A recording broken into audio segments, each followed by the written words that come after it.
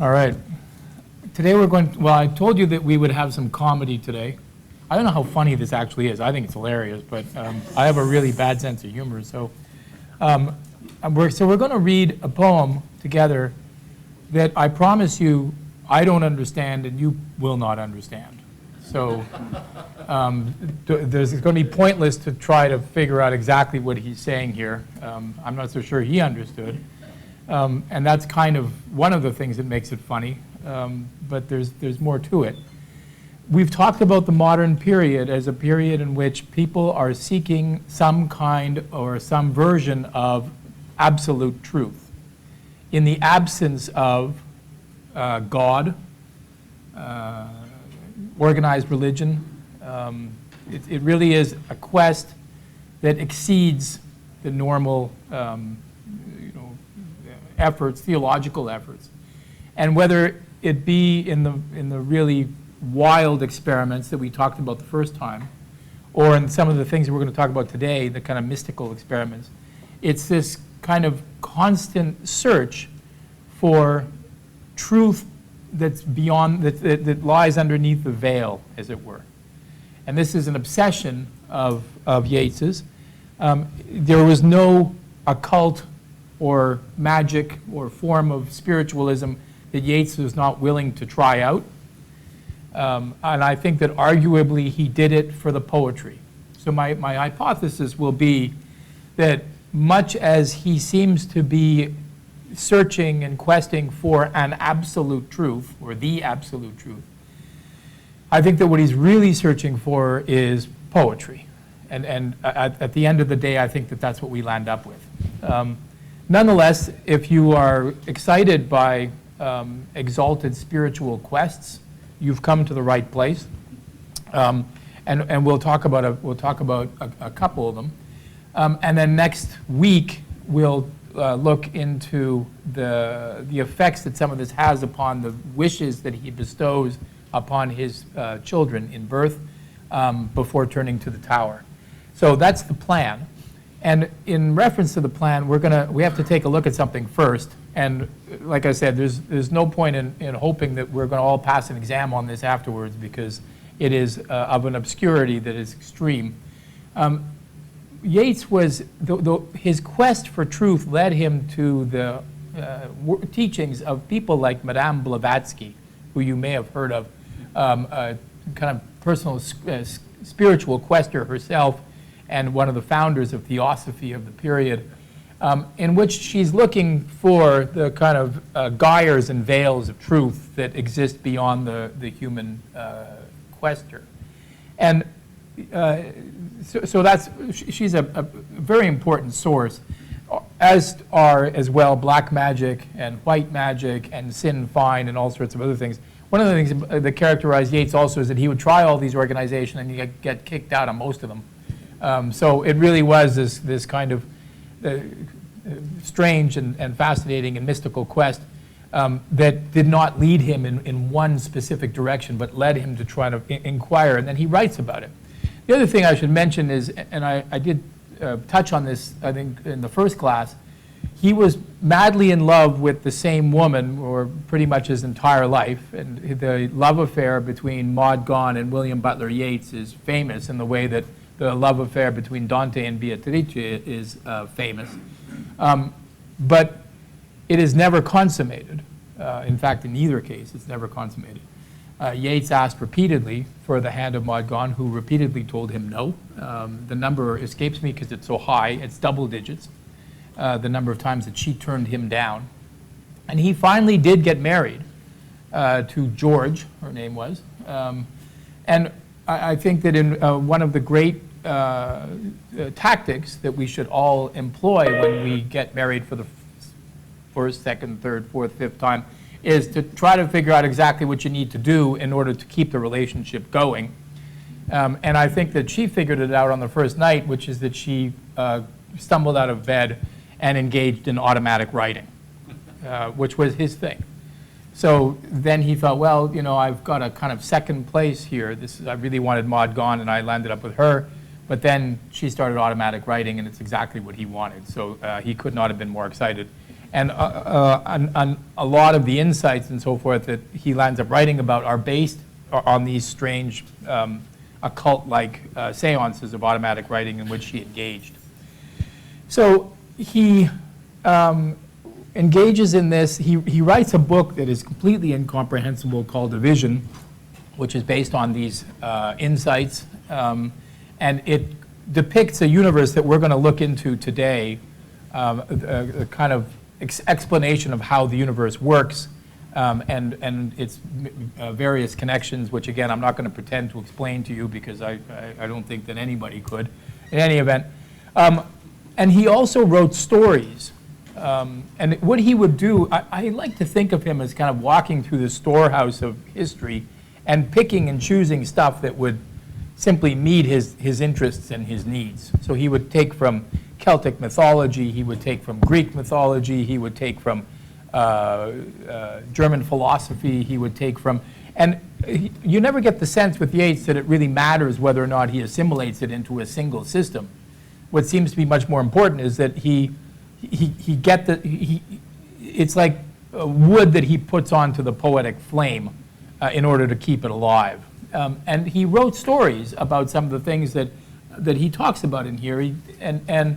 I'm going to show you this because it gives you a sense first. So Michael Robartes and Owen Ahern are two characters from two separate stories of Yeats. Okay. It featured separately in stories of the 1890s. Robartes, the leader of the Order of the Alchemical Rose in Rosa Alchemica, had apparently been killed at the end of the story. And Owen Ahern, the discoverer of Liber Inducens in Evangelium Aeternum in the Tables of the Law, had departed, broken by his inability to sin and consequent separation from God. So Yeats resurrects these two characters, and his decision to resurrect them rather than to create new ones points to a certain continuity in his thought and to a desire to use personae which he had already established, partly in order to dispense with character building and partly to use the two distinctive voices. So he creates characters and then kills them. That's going to be important to what we're going to talk about in a second. And then resurrects them. For those of you who took the Zola class, it's somewhat similar. You don't see, in Zola's novels, he doesn't kill them afterwards. He keeps them in store just in case he needs them for a later novel. And we had talked about Aristide Saccar, who starred in his second novel of the Rougon-Macquart series. And near the end of his cycle of novels, L'Argent, he realizes he needs to write about the banking system. How can you possibly depict the Second Empire in France without talking about the banking system? But he needs a character to be the banker. So he resurrects Aristide Saccar from one of his past books. Okay, so here we have something like the same thing that's about to go on. It's a literary technique I've not seen often, but I think it interesting. So there's also questions of even the way that Yeats uses these characters. So we see here Robartes, so there are two characters again to keep us in mind, Robartes and Ahern. Robartes was evidently the clearer in his memory and is the dominant partner. Apart from Rosa Alchemica, Robartes also figured in the titles of a few poems in The Wind Among the Reeds. That's one of his books of poetry that I'm sure you've seen from 1899. And actually, I told you the guy who guided me, my kind of Beatrice in Paradiso, was Alan Grossman. He's written what I take to be the greatest book on The Wind Among the Reeds. Though his name was later replaced with he, Michael Robartes bids his farewell be at peace. Michael Robartes remembers forgotten beauty. Michael Robartes asks forgiveness because of his many moods. So he uses this character in multiple poems of his. Okay, is this making sense? You get two characters that you resurrect, and you use them. So here, this is from The Wind Among the Reeds. These are personages in The Secret Rose. I have used them in this book more as principles of the mind than as actual personages. So he resurrects individuals to represent the states of mind. So we don't need to be so concerned with them in the flesh. It is probable that only students of the magical tradition will understand me when I say that Michael Robartes is fire reflected in water, and that Hanrahan is fire blown by the wind, and that Eide is fire burning by itself. To put it a different way, Hanrahan is the simplicity of an imagination too changeable to gather permanent possessions, or the adoration of the shepherds, and Michael Robartes is the pride of the imagination, brooding upon the greatness of its possessions, or the adoration of the magi, while Eide is the myrrh and frankincense that the imagination often offers continually before all that it loves. So in a sense, these characters stand in for symbols. They're symbols of a state of mind. They're symbols for an idea, for an ideology. I just give you a couple of other details. I mentioned that Robartes comes from the Tables of the Law. When you see here, when he wrote the Tables of the Law, he was heavily involved in the occult and often attended seances with friends and acquaintances. He tended to dislike cults and more personal and abstract religions.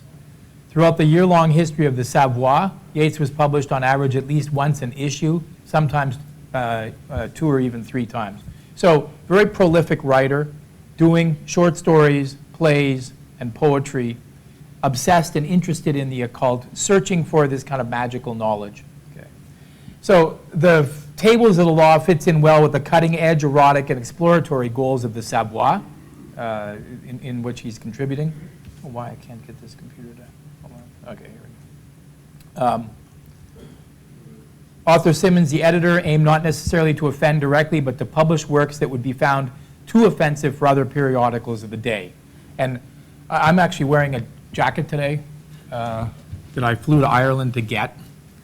And the guy, the tailor of it, knew the Yeats family. So this was very convenient for me, as it turned out, because I happened to be reading all of Yeats in Ireland at the time, and I wanted to buy something over there, so I bought this jacket. And he told me that Yeats was involved in amorous relations that were a little bit illicit. I don't know how much to believe of a tailor who's selling you a jacket in Ireland, telling you about Yeats and claiming to know his family. But I think we only know, when we think about Yeats, we think about Maud Gonne. We think about this unfathomably beautiful but unsatisfactory, ultimately unsatisfactory love relationship. But apparently Yeats had many other proclivities that we won't go into. Well, I don't know it firsthand. I only talk to you about things that I know firsthand, as you know. One could surmise that he had in mind to publish the lesser-known works of his popular contemporaries, specifically works exploring the mysterious. The Tables of the Law is overtly an exploration of the heretical spawn of the church and the possibilities and danger in looking too hard for personalized religion. Underlying this is a critical look at the erotic ecstasy that a Heron finds in his heretic beliefs, a topic which can be transferred to represent the ecstasy of any person with such strong convictions in the unknown, how it gives them strength initially but ends up leaving them completely drained and lifeless. Through this work, Yeats offers a critical look at all religion. The story itself would not have been published by anyone a few hundred years before, and probably a closer examination of the heretical would have kept it from being published by others at this time. Okay, so he really is interested in, as I said, the spiritual, the occult, and writes about it in ways that are fascinating. For us, it will remain obscure. And I have read Madame Blavatsky, her many volumes, who was an enormously important person during her life. And it is just, it's like reading, I guess, most magical texts. You really feel like you're in the presence either of something that's unimaginably profound and important, or that there's just hocus pocus crazy stuff. And we're going to kind of look at that now. So I just want to warn you. So if you start levitating or something in your seats, then it turns out that we are in the presence of truth, and I couldn't be happier about that. But who knows? Who knows? So I start with this engraving of the tower. I'm going to keep invoking the tower, and eventually we will talk about the tower. But I want to begin with this engraving, because it became very important to me as an image, and I think that as an image of Yeats it's crucial, which is the tower is the solid, protective, in his case, military structure in which you inhabit to protect yourself against attack. As you'll see, the attack, we saw this last time a little bit, the attack is as much the wind as it is other forces and so forth. But it also hovers above everything else. So you can look down onto the world and determine, what is actually going on. You're under God. God presumably can see everything. In the tower, you can see the next level down. And this, if you've ever studied The Great Chain of Being by Lovejoy, he talks about that this great chain of being associated with the aristocracy, in which you've got this kind of indelible hierarchy in which some people are placed higher, and if you're placed higher, then obviously you come to know more. This is a period in which the highness of the poet is being called into question. The poet is traditionally way up there in this hierarchy and looking down and giving meaning to the world. So that's why you all read poetry. However, as I mentioned to you in the first class, there's also, in the modern period, a kind of reversal of a lot of the poetic traditions, including the tradition of having the poet high up. So you have the image of Baudelaire, who is wearing the poetic crown that falls down on the ground and gets covered in mud, and he picks it up and he puts it on his head. And he's the great poet of the era. So now you've got this reversal where the truth is closer to the mud, as it were. So the modern period really is a period in which, in a period that is defined by the absence of God, it is also a period in which you are seeking truth in places where you had not previously looked. Okay. But Yeats wants to go back to the more Miltonic tradition or the Shelley tradition and say the truth is in the tower, because now I can look down and observe the world. And he makes reference to this particular engraving in the poem. So we come to this first poem, and if you're prone to becoming excessively excited during laughter, you should maybe be prepared, because I think it's very funny. But maybe I better tell you when it's going to be funny so you're ready, because you may not be ready for it. So we set the stage. You've got these two characters who we just saw from this rather obscure description of these two characters, Robartus and a heron, who he uses and resuscitates in his work for various different purposes. Okay. So now we come to this poem called The Phases of the Moon. And we'll read it. An old man, so this is, remember also that he's a dramaturge, and he writes plays that are performed in the Abbey Theatre. For those of you who have been to Ireland, you've probably been to go and see some plays. If you haven't, we'll do a class trip. I couldn't be more excited about that. So this sounds like a play. An old man cocked his ear upon a bridge.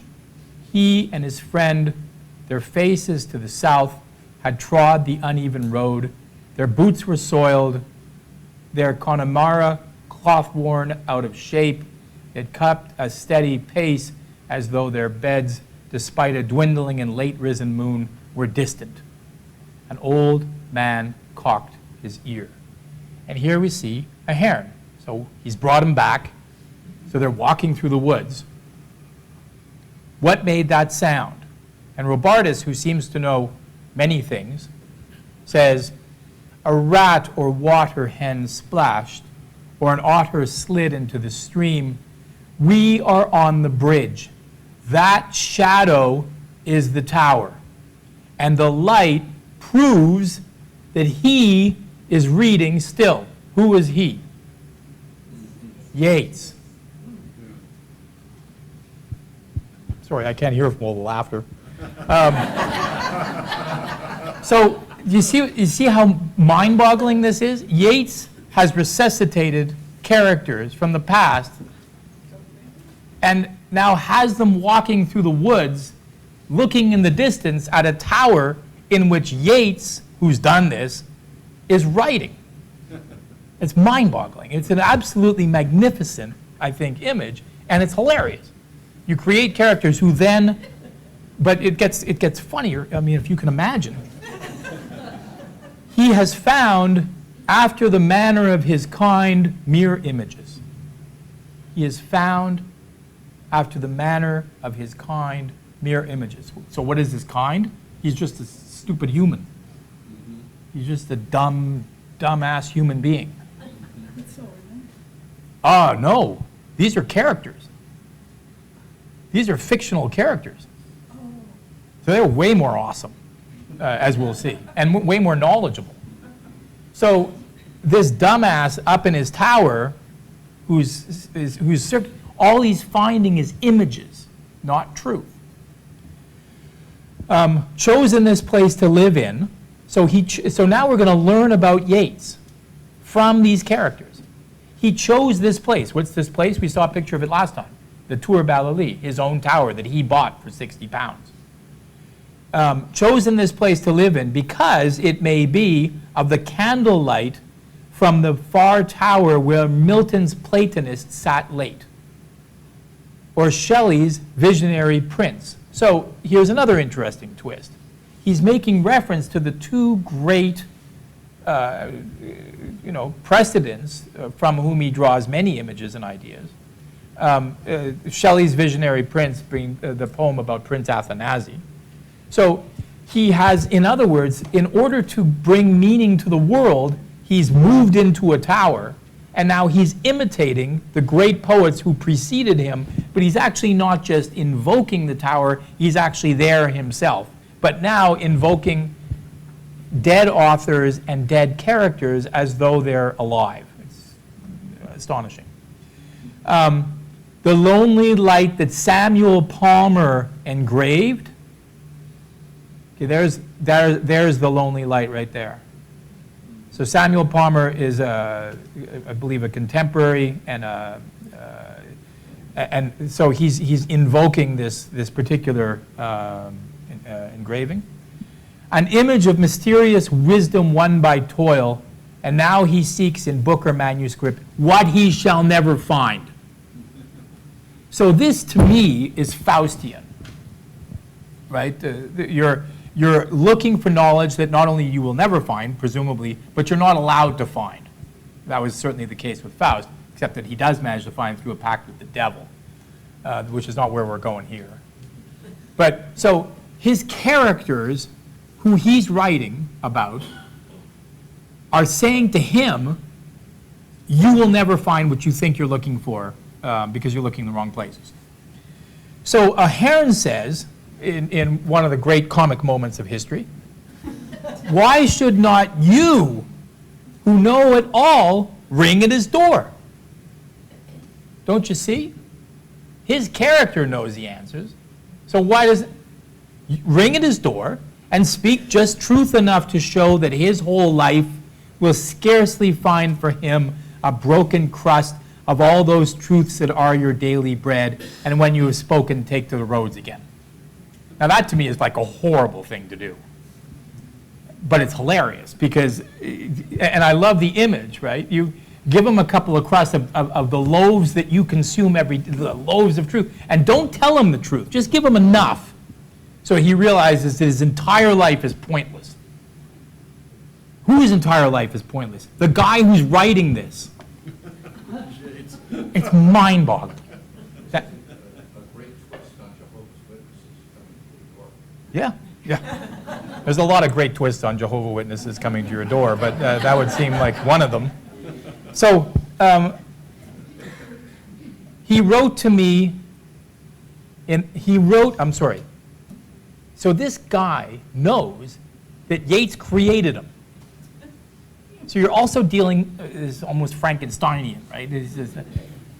He wrote of me in that extravagant style he had learned from Pater, and to round his tale said I was dead, and dead I chose to be. So again, you've got the author describing his own process. And calling the style in which the work was written extravagant. So it's almost like insulting to his own work. But it's the character who's commenting on his creator. So Ahern says, and now look at the weird position you're going to be in. You're sitting here and you're overhearing a conversation of the characters of the guy who's sitting in the tower who can't hear, but you can hear. And now you're about to hear the truth of the universe, so get ready. All these years you've been questing, and I know that you found all sorts of fascinating answers. Well, now you're going to get the real one, and it's very complicated. So he says, "Sing me the changes of the moon once more, true song, though speech, mine authors sung it me." So Bardes is now going to explain the truth of the universe. 20 and 8 the phases of the moon, the full and the moon's dark and all the crescents, 20 and 8, and yet but 6 and 20 the cradles that a man must needs be rocked in. For there is no human life at the full or the dark, from the first crescent to the half, the dream but summons to adventure, and the man is always happy like a bird or a beast. But while the moon is rounding towards the full, he follows whatever whims most difficult, among whims not impossible, and though scarred as with the cat o' nine tails of the mind, his body molded from within his body grows calmlier. 11 pass, and then Athena takes Achilles by the hair. You remember the scene in the Iliad, "Why do you weep?" Takes Achilles by the hair. Hector's in the dust. Nietzsche is born because the hero's crescent is the 12th, and yet twice born, twice buried, grow he must before the full moon, helpless as a worm. The 13th moon but sets the soul at war in its own being, and when that war is begun, there is no muscle in the arm. And after, under the frenzy of the 14th moon, the soul begins to tremble into stillness, to die into the labyrinth of itself. So Ahern says, having understood all of it, of course, sing out the song, sing to the end, and sing the strange reward of all that discipline. So he's kind of urging mine, come on, keep going. Like this is, wow, keep going. Go to the end. All thought becomes an image, and the soul becomes a body. That body and that soul too perfect at the full to lie in a cradle, too lonely for the traffic of the world. Body and soul cast out and cast away beyond the visible world. Ahern says, all dreams of the soul end in a beautiful man's or woman's body. Have you not always known of it? The song will have it that those we have loved got their long fingers from death and wounds, or on Sinai's top, or from some bloody whip in their own hands. They ran from cradle to cradle till at last their beauty dropped out of the loneliness of body and soul. The lover's heart knows that. It must be that the terror in their eyes is memory or foreknowledge of the hour when all is fed with light and heaven is bare. When the moon's full, those creatures of the full are met on the waste hills by countrymen who shudder and hurry by, body and soul estranged amidst the strangeness of themselves, caught up in contemplation, the mind's eye fixed upon images that were once thought for separate, perfect, and immovable. Images can break the solitude of lovely, satisfied, indifferent eyes. So, now you understand everything, and I know that you feel relieved.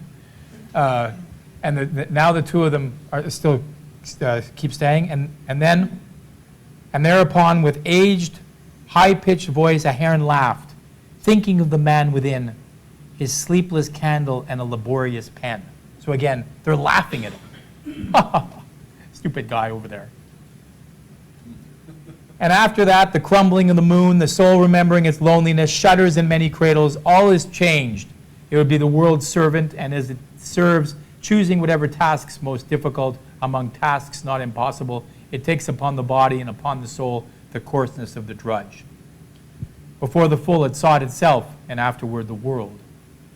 Because you are forgotten, half out of life, and never wrote a book, your thought is clear. Reformer, merchant, statesman, learned man, dutiful husband, honest wife by turn, cradle upon cradle, and all in flight and all deformed, because there is no deformity but saves us from a dream.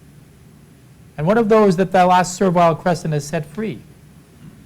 Because all dark, like those that are all light, they are cast beyond the verge and in a cloud, crying to one another like the bats. And having no desire, they cannot tell what's good or bad, or what is to triumph at the perfection of one's obedience. And yet they speak what's blown into the mind, deformed beyond deformity, unformed, insipid as the dough before it is baked. They change their bodies at a word. It's a very interesting stanza, this one, because it really, it gives a sense of how paltry our understanding is. It really, so I think the real point here, over and above its very esoteric background and such, is this idea that we are just catching crumbs of knowledge or truth, and the idea of being able to form it into something meaningful is, in a sense, it eternally escapes us. And I don't think that Yeats believed, my own sense is that I don't think that Yeats believed that there was a truth or that there was a vision. He tries various things, as the moderns were wont to do, but never with the ambition, or well, maybe perhaps the ambition, but maybe never with the belief that he will actually come to this moment of real truth. And then, when all the dough has been so kneaded up that it can take what form cook nature fancy, the first thin crescent is wheeled round once more. So you got this image of the gyres, these things above us that, in the universe. But the escape, the song is not finished yet. Hunchback and saint and fool are the last crescents. The burning bow that once could shoot an arrow out of the up and down, the wagon wheel of beauty's cruelty and wisdom's chatter, out of that raving tide is drawn betwixt deformity of body and mind. And then he says, so Ahern, always the comedian, says, were not our beds far off, I'd ring the bell. Were not our beds far off, I'd ring the bell. Now we're in a moment of very beautiful poetry. Stand under the rough roof timbers of the hall, beside the castle door, where all is stark austerity, a place set out for wisdom that he will never find. That's what I would do. I would stand there. I'd play a part. I'd play a part. He would never know me after all these years, but take me for some drunken countryman. I'd stand and mutter there until he caught hunchback and saint and fool, and that they came under the 3 last crescents of the moon, and then I'd stagger out. He'd crack his wits day after day, yet never find the meaning. It's like this really cruel joke that somebody who knows the answer is playing on you, but that joke is being played on you by one of your own characters. And then he laughed to think that what seemed hard should be so simple. A bat rose from the hazels and circled round him with its squeaky cry. The light in the tower window was put out.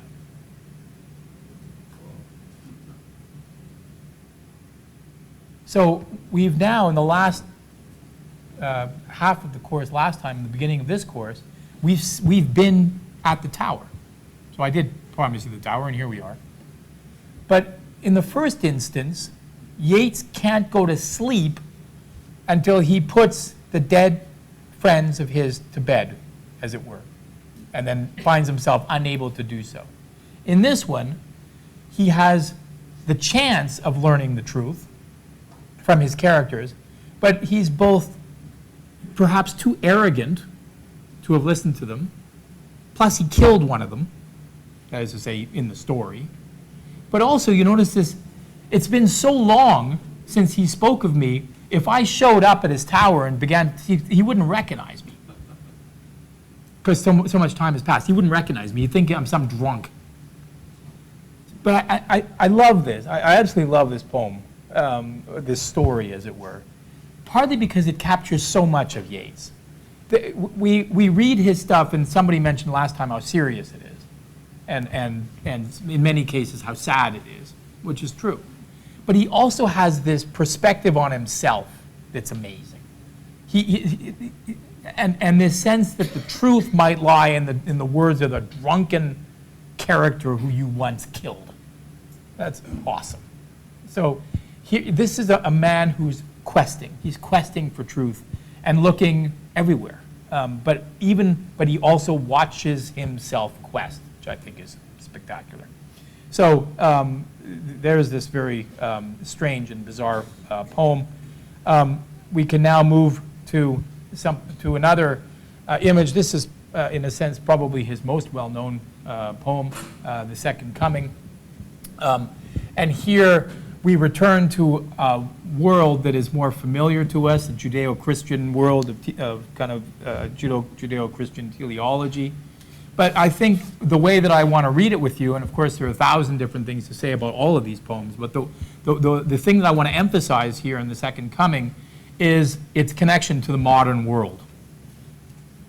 The modern world that is looking for truths, as we mentioned the first time in regards to Rimbaud and Baudelaire and the Apollinaire and the modern quest, looking for truths in unlikely places. You see him doing exactly the same thing. And then him wondering about what the world is coming to, to use an expression. So the reason why I wanted to look at that Under the Moon first is when you now see turning and turning in the widening gyre, it's this image of these gyres that make, it's as though, Einstein, if you read some of Einstein's stuff, it sounds so crazy, so unimaginably bizarre that that's the world or the universe that we inhabit, that you'd have to have this incredible imagination. As you know, Einstein was a great impetus for a lot of artists. Lawrence Durrell, the Alexandria Quartet, for example, has written the same story from 4 different perspectives, really trying to use one of Einstein's insights. This is an era in which you're trying to understand the workings, not of the world, but of the entire universe. Right? So here's Yeats, who's connected into Madame Blavatsky's system and mysticism and black magic and Sinfine and so forth, and has determined that the universe is composed of these gyres. So he's got this amazing image. Turning and turning in the widening gyre, the falcon cannot hear the falconer. So there's a loss of connection between the force of control and the object of control. And as they move further and further away from each other, it's like when you're playing with an electric plane, or whatever, a gas-powered plane with remote control, and all of a sudden you get too far away from it and it just flies away.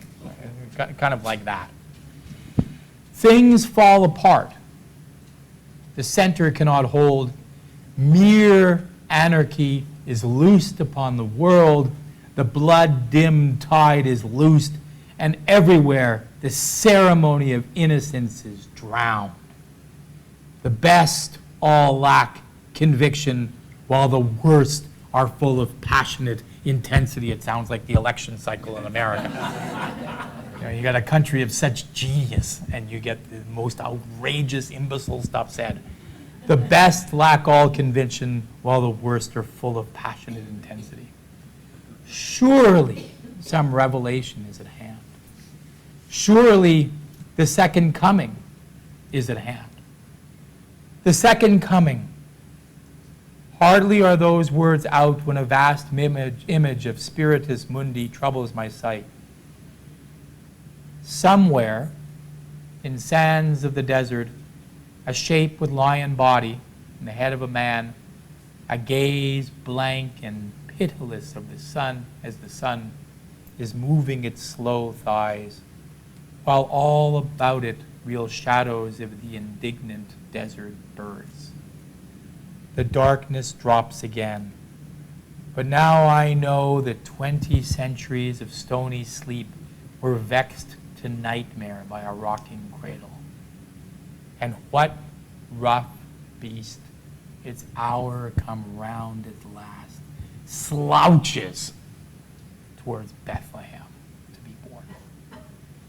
So, of course, we can read it in very theological ways. We can read it in the spiritual ways that are invoked in some ways in here. Or we can read it, as I'm suggesting, we can read it in kind of modern terms. Where are we headed? What is this rough beast that slouches towards Bethlehem? What chaos, into what kind of what he calls anarchy will we be immersed? It's interesting, all of these terms. The anarchists are just about to fight a war in Barcelona. So it has a very definite meaning, but he's using it as in chaos, as in, the kind of hopelessness into which we are being thrust. So against the backdrop of the way that I've presented the material to this point, I think the fear that you can have from a Yeatsian perspective is a fear of meaninglessness, a fear of, and not necessarily, it's not like he says, and now everybody ought to go to church. That is not the Yeatsian message. The Yeatsian message is, we got to keep questing. And if Blavatsky, or if it's Sinn Fein, or whether it's black magic or white magic, he's searching. And some of us did a course together on the Beat generation. I feel like it's a quest that is in some ways similar. The Beats are looking in other places, drugs and sex and travel, but they're all looking for the same thing. In a world that is bereft of real truth, it would seem, at least all of the real truths have been challenged. You're trying to figure out what to hang your hat on. I think if I were to say what he wants to hang his hat on, it's art and poetry. And what he's created with all of this material are these beautiful, amazing images and provocative and evocative moments. I don't think you could necessarily form a system of belief based on Yeats. First of all, it's incredibly contradictory, but also it just kind of takes from all over the place. But in a sense, who cares? What you land up with is this beautiful poetry. Next one is another example of what it is that I'm talking about, which is this idea of taking images from elsewhere and turning them into lines. So here he's taking the classical story of the Leda and the Swan, this rape that occurs, and he takes a story that is well known in the tradition and turns it into one of the most beautiful poems in the poetic tradition. And I think that what's so beautiful, and we saw this in the last poem, we'll see it here, is that he can create an entire world with so little. So a sudden blow, and notice the way it's done, a sudden blow, colon, and then we stop, and we're stuck, not quite in the middle of the line, a sudden blow. So it's the brutality is on the left side. On the right side, you have a different image. The great wings beating still. And for those of you who know swans, they are brutal. They're very powerful. They can be very aggressive, and they're very, when they loom above you with their wings spread like that, it's an amazing vision. And artists have represented this in incredible ways. So on the left side, you've got a sudden blow, something really determinate, boom. And then you've got this looming image. The great wings beating still above the staggering girl. Her thighs caressed by the dark webs, her nape caught in his bill. He holds her helpless breast upon his breast. You don't need more than that. We could have gone to Zola and had 56 pages of this. But this course talks about the power of the images. Why does it work so well? Partly because he takes images from the past that we know. We know these stories. So you can use symbols, which he, as you know, invokes and then puts back to use. We can use them partly because they're storehouses of meaning. But you can also use great books from the past because we all know them, we share them. So that when we see this story being described again, we can, with a very small amount of information, understand what's going on. This is the argument. We yell this out at Vanderbilt University to say, this is why you need to study the damn great books. Because the great books talk to the great books. Problematic as the canon is, and it is, it still needs to be there somewhere. Otherwise, you lose too much of the tradition. we need to supplement it, of course, but it's essential, it would seem to me. Otherwise, you're throwing the baby out with the bathwater. And then, so you've got this image now in the first stanza of her being trapped and caught. And it's frightening, and it's violent, and it's erotic, and it's beautiful, and it's horrifying. Right? It's all these things at the same time, and it happens inside of one stanza. So you come to the end of the first stanza, and if you read poetry the way I suggest, which is that you then stop, you've come to the full stop after breast, you come into the whiteness of the margin, and now you've got a separation between the stanzas. You need to stay there for a long time and feel what it feels like to be there. Because the poetry uses conventions, it uses techniques, it uses tools to do certain things. And one of the things that it does here is that it traps you in, you're trapped now. The swan is on top of you, he's got his bill in your nape, he's violently holding you down, and you are stuck in this stanza. So the technique has something, the technique and the content go together. How, now he asks a question, because now you're trapped. So the question, so what logically follows in a sense is a question. And the question is, how can those terrified, vague fingers push the feathered glory from her loosening thighs? You don't want to be, there's something disturbing about this. Why are her thighs loosening? Is she giving in? Is she being forced? Is she succumbing? Is there something, because as you know, the swan is a god who is disguised, right? So there may be some kind of an attraction, who knows? But it's all suggested and never told. The feathered glory from her loosening thighs, and how can body, not the body, but how can body laid in that white rush, but feel the strange heart beating where it lies? And what is a strange heart? Presumably because it's a being of a different order, a strange heart. And now we have the image of the rape, presumably. Again, everything is invoked or and evoked, but not stated clearly. A shudder in the loins engenders there the broken wall.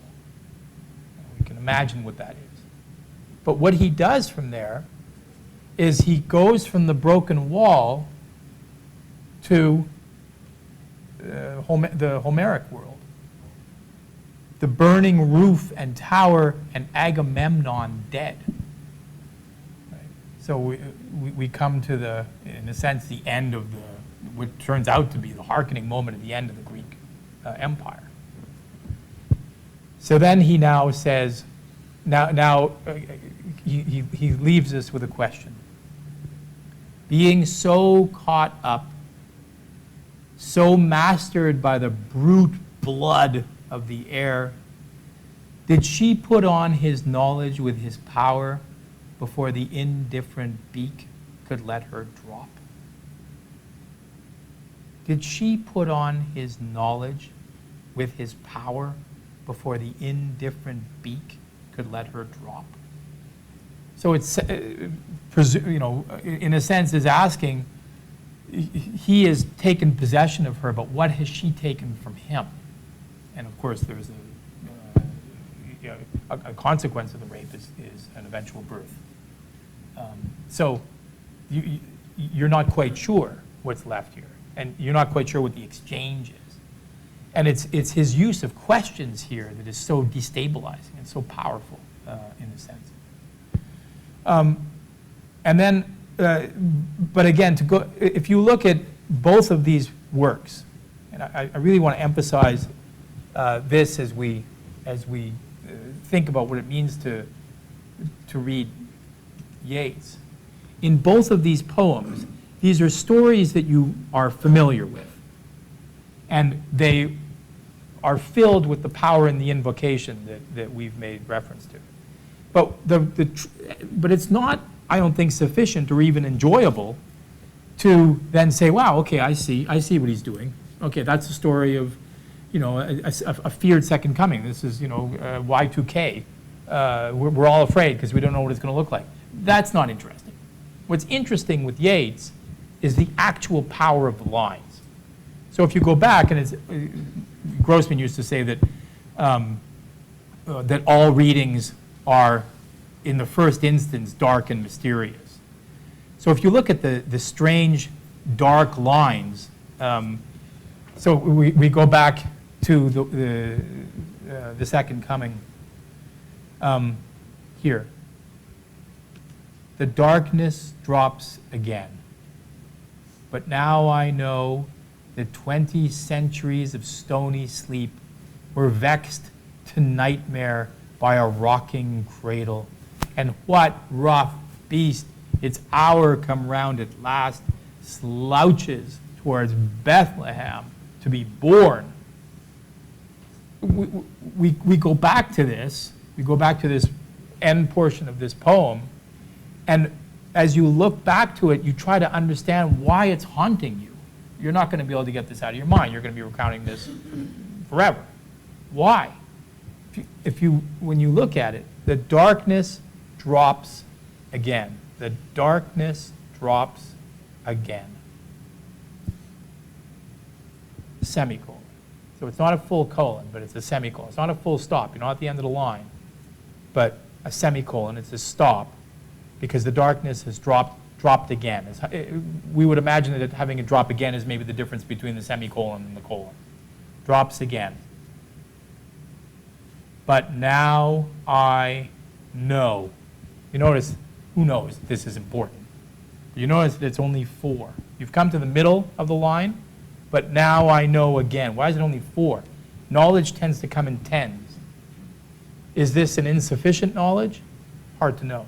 But it's interesting in the effect. And of course, it's only visual because you wouldn't read the darkness drops again. But now I know. No, that's not the way it reads. But now I know the 20 centuries. That's the way it reads. But visually, it reminds you of your imperfect knowledge. So, the darkness drops again, but now I know what? And you're at the end of the line. Now I know what? Something. You're stuck there. Now I know that 20 centuries of stony sleep. Stony sleep. And of course, the beast is in the desert, and you kind of have this image of maybe some great sculpture coming alive or something like that. Or a stony sleep, as in a sleep that's so profound, so deep, so dark, so dense. The 20 centuries of stony sleep were vexed to nightmare by a rocking cradle. So he's taken an image of a great behemoth made of stone in the desert, and in the next line taken the same image and turned it into a baby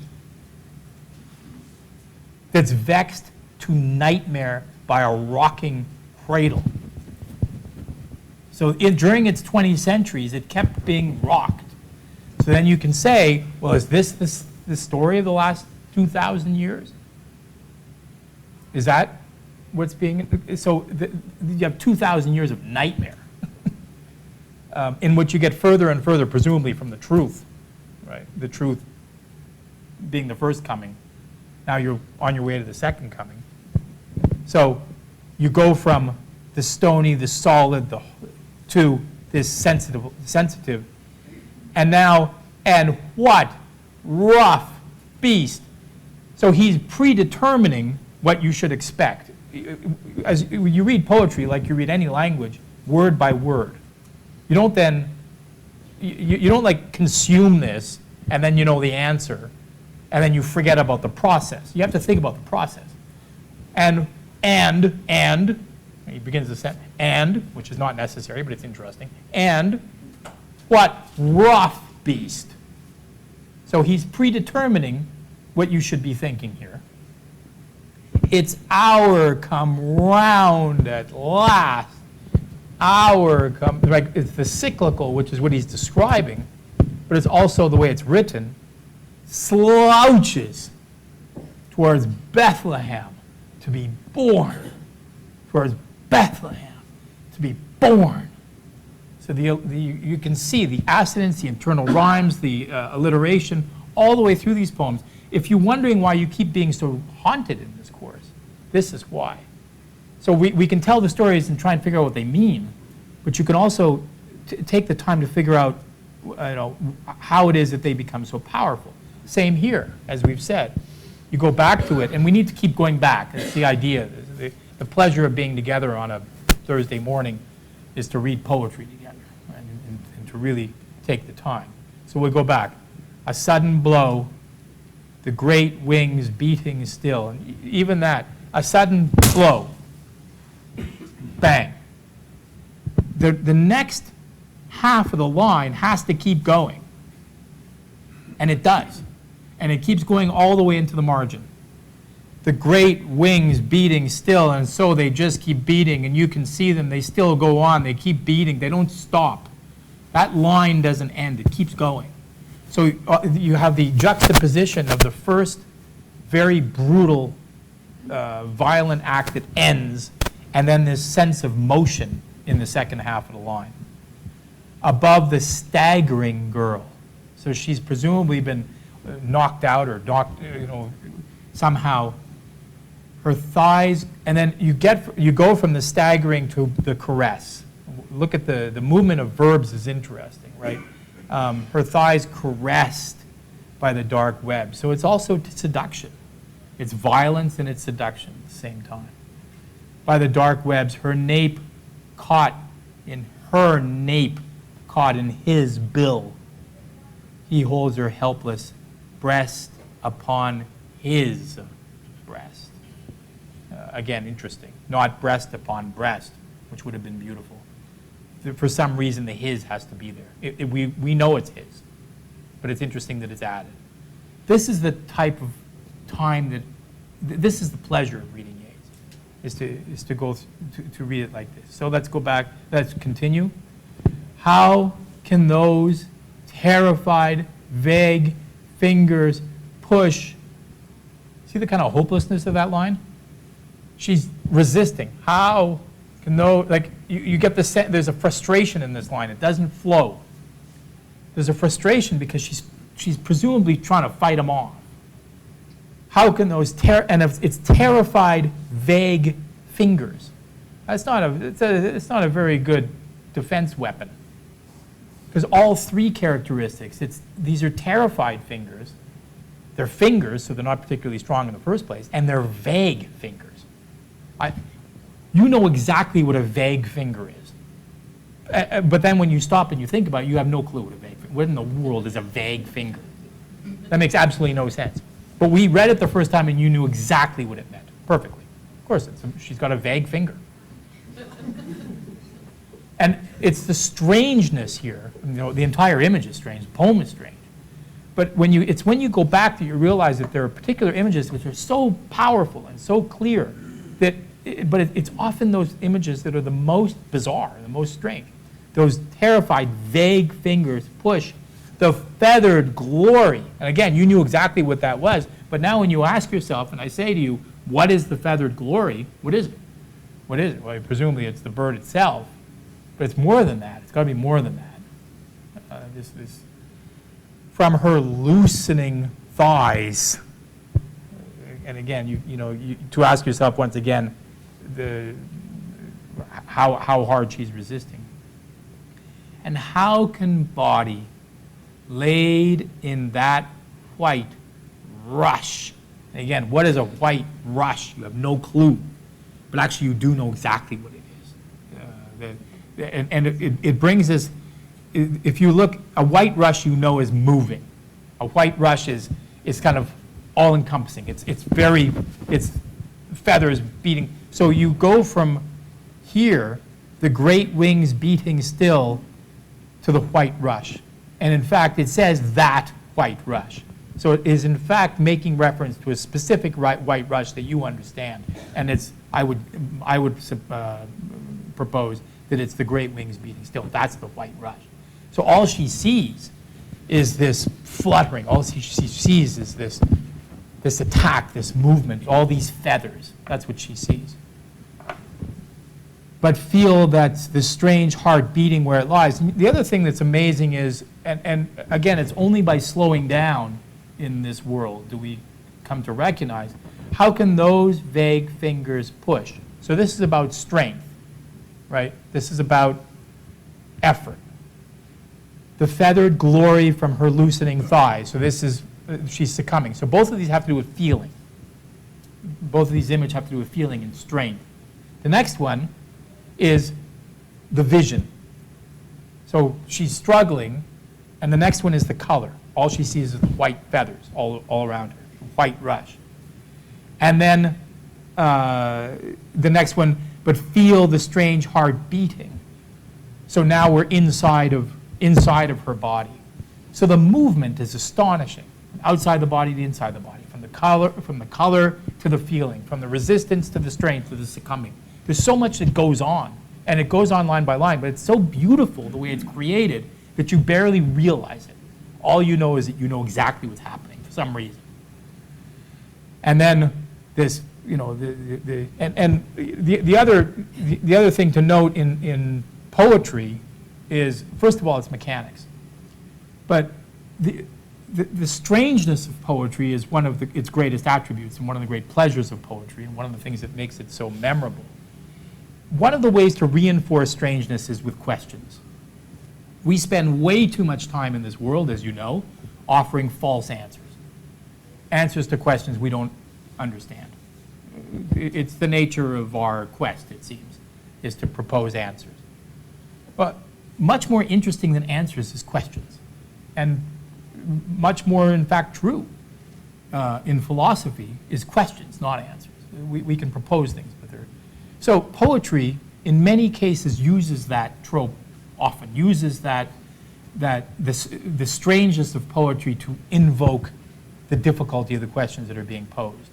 And this is a great complex question, because this is a transference of knowledge and strength from the godly world to the human world.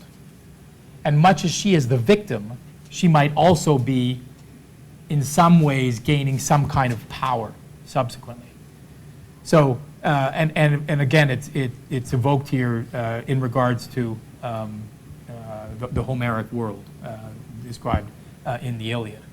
So, a shudder in the loins engendered there, the broken wall. It's so fascinating. You're expecting punctuation. A shudder in the loins engendered there the broken wall. That makes no sense, right? It's a strange line. It's not correct. A shudder in the loins engendered there the broken wall. If you heard that, you would say that's not right. When you see it here, it's perfectly right. Why? Presumably because the wall is broken. Like there's some, right? So it's two separate images. A shudder in the loins engendered there the broken wall, and then you say, oh, I see. Engenders is being used in a kind of active, it's the shuddering the loins that's breaking the wall, and it's engenders there the broken, and you realize all of a sudden it actually does make sense. A shudder in the loins engenders there the broken wall. It's the shuddering in the loins that breaks the wall. I see. But just the way that it's made, it forces you to stop because it's so strange. Engenders there the broken wall, the burning roof and tower and Agamemnon dead. This, again, is rather strange, but if you know the story, you understand. It's, you know, the defeat on the fields. Being so caught up, so mastered by the brute blood of the air, did she put on his knowledge with his power. Put on is an interesting one. Did she put on his knowledge? Not did she gain his knowledge, or not did she take from him his knowledge, but did she put on his knowledge with his power before the indifferent beak could let her drop? Could that have happened? So in these poems, which are, I mean, it's an unusual amalgamation that I chose today, But what I wanted to show to you is, in this modern world, references to the Christian world, the Greek world, the theosophic world, the pagan world, the Madame Blavatsky world, as sources of images in order to tell the story, as I'm telling it now, of a modern world in search of images and truth amidst what he calls the growing anarchy. Does that make perfect sense? It's not supposed to. It's hard. You come in the morning, you say, I'm on my way to not make any sense. That's my plan for today. The lesson plan for today is to make sure that you don't understand. But I think that kind of is the point. Are there quick queries? Yeah. The title of the first poem again? Under the Tower?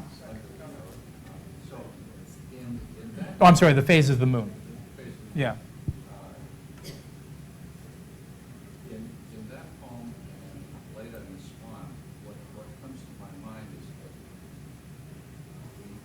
the difficulty of someone who strives to create something, set it down on paper or canvas, to find that kind of inspiration, to pierce the veil, to gain that visional insight, knowledge, and bring it to the world. Right. Make it manifest. And how the creative artist is mocked by his own creations. Yeah. He's created something, but can't quite understand what it is he has. And then later in the Swan, how the muse, if you will, of inspiration, Yeah. is so brutal. Yeah. Has to come when you least expect it, attack you. And like in the shocking, what just happened? Wow, that's a beautiful reading. That's an interesting reading. The kind of automatic writing. Yeah. What happened Right. to paper? Right. And for a while, the artist has put on the power of the Yeah. but then it goes. Yeah, that's a beautiful image. That's a really cool image, and it's certainly consistent with what he wants, which is to be taken over by the muse in the tower. I like that. That's a great reading. Yeah. I think that in the first poem, he's looking at himself, de double, I think you call it, where he's questioning, did I sacrifice so much to do what I love? Was it worth it? Right. Right. He's using the two men, the Herman and Robartes, their voice, yeah. as his, to have a dialogue with himself.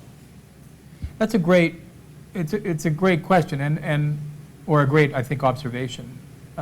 He has been the old woman on his knees, scrubbing and trying to keep the place clean late at night when children are sleeping, in the hope. And we're going to look at this the next time when he talks to his children.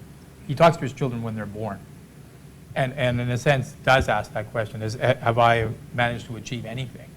And we have not done. I've kind of purposely not done the kind of obvious yet. Or I haven't quite decided whether I'm going to do it. There's also a political Yeats, the Yeats of April 1916, of Easter 1916, in which there's also the struggle going on outside of the walls. There's the beating drums heading towards World War II. There's the rise of the nationalism. There's the election of Parnell. There's the massacres of Irish nationalists and so forth. So there's the poetic chaos, which I've been emphasizing, but there's also the political chaos. And he lands up as a senator in the new Irish state. So I wanted to make this more about the aesthetics of it. But there too, you can ask, okay, well, this is what they settled for. This is what they got. This was the concession they got from England. Was that enough? Did we struggle hard enough? This is what I was able to create. This is what I have. Is it sufficient to the task? It's huge. And you could do it spiritually, symbolically, historically, politically. I'm going to ask a question about the process of the writing. Yes. When Mozart wrote the symphony or piano concerto, we dashed it off in 5 minutes. That's exaggerating. Yeah.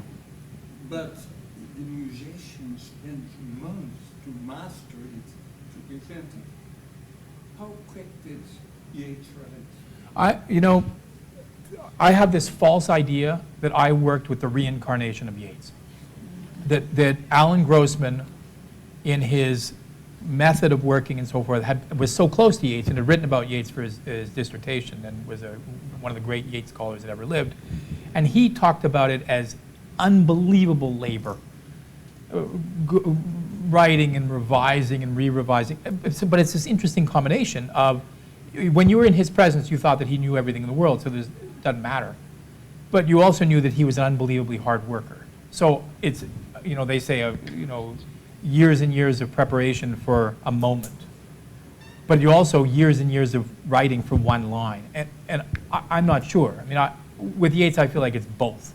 The lines are so amazing that I can't begin to believe that he didn't spend endless time making them. And he talks about the labor of the writing all the time. And if I can contrast him to somebody else I love, Byron.